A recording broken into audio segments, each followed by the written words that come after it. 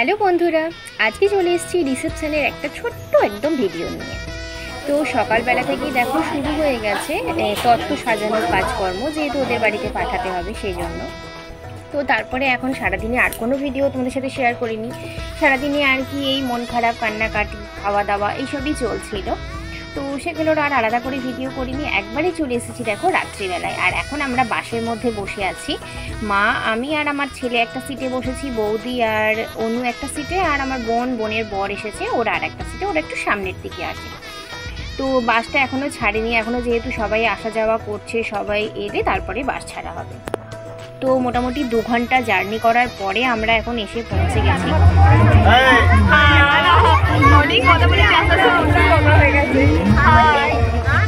তো এতক্ষণ পরে আমরা এসে নেমেছি, আর দেখো গেটটা কি সুন্দর করে সাজানো আছে, তো সেটা তোমাদের সাথে শেয়ার করছি। আমরা যখন প্রথমে ঢুকছিলাম, আমার হাতে তো তত্ত্ব ছিল, তাই তখন আর অতটা ভিডিওটা করতে পারিনি, পরে এসে তোমাদের সাথে ভিডিও করলাম।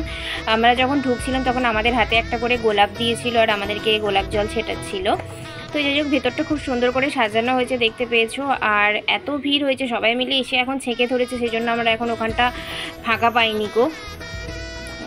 জাস্ট তত্ত্বের জিনিসগুলো দুয়ারের মধ্যে সাজিয়ে রেখি তারপরে আমরা বেরিয়ে এসেছি। এখন এই দেখো বাইরে দাঁড়িয়ে আছি। এদেরও এখানে স্টল করেছিল, ফুচকা স্টল, তো বৌদি একটুখানি আমরা ফুচকা খেলাম। আর কফি খাইনি, যেহেতু 10টার উপর বাজছে, কিন্তু আমার ছেলে কোনো কিচ্ছু মিস করেনি, ও কফিও খেয়েছে, ফুচকাও খেয়েছে, সব খেয়ে নিয়েছে। তো তারপরে আমরা দেখো এখন এই বাইরেটা যেতে একটু আলো আছে, তাই সবাই মিলে ডেকে ডেকে একটুখানি করে ছবি তুলে নিলাম, একটু ভিডিও করে নিলাম। আর এখন এখানে ভিতরে চলে এসেছি। এখন এই সময়টা অনেকটাই ফাঁকা, কারণ সকলে এখন খাওয়া দাওয়া করতে চলে গেছে। এই সময় ফাঁকা পেয়েছি বলে আমরা একটু ভালোভাবে সব ছবি টবি তুলছি। তো ওখানে মোটামুটি কিছুটা ছবি তোলার পরে তারপরে উপরে এসেছি, কারণ এই দিকগুলো দেখে তারপরে আমরা আবার খেতে যাব, কারণ অনেকটা দেরি হয়ে গেছে আসতে। তারপরে আবার যাব 2 ঘন্টা রাস্তা জার্নি করে। তো ওদের নিচেতে 3টে কুটুরি আছে, ওপরে 3 কুটুরি আছে, এইরকম 6 কুটুরি ঘর। আর এটা হচ্ছে ফুলসজ্জার ঘরটা। ফুলসজ্জার ঘরটা কীরকম সাজিয়েছে সেটা দেখার জন্য আমরা ভেতরে ঢুকেছিলাম। আর শুধু কি আর ঢুকবো, আমরা তো তার সাথে একটুখানি ভিডিও করে নিয়েছি। সুন্দর করে সাজিয়েছিল ঘরটা, আর খাট আলমারি ওদের ওখান থেকেই দিয়েছিল, সেই দিয়েই সাজানো ছিল। তো তারপরে ওখান থেকে একবারে চলে এসেছি প্যান্ডেলে খাবার খেতে। যদিও এতটাই খিদে পেয়েছিল, পুরো খাবার আর তোমাদের সাথে সবটা শেয়ার করতে পারিনি, শুধুমাত্র মেনু কার্ডটাই একটুখানি দেখালাম।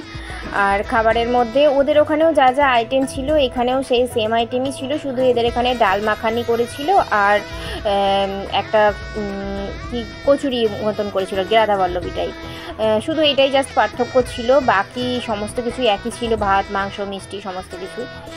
তো এসে থেকে বোনের সাথে তো একদম ছবি তোলা হয়নি, কারণ ও এদিক ওদিক করছিল, আর বাচ্চাটার যেহেতু অনেকটা রাত হয়ে গেছিলো, খাবার খাওয়ানো হয়নি, তাই জন্য ও তাড়াতাড়ি করে নিয়েছিল, ওর সাথে ছবি তোলা হয়নি। তাই শেষে ওর সাথে 2টো একটা ছবি তুললাম আমরা।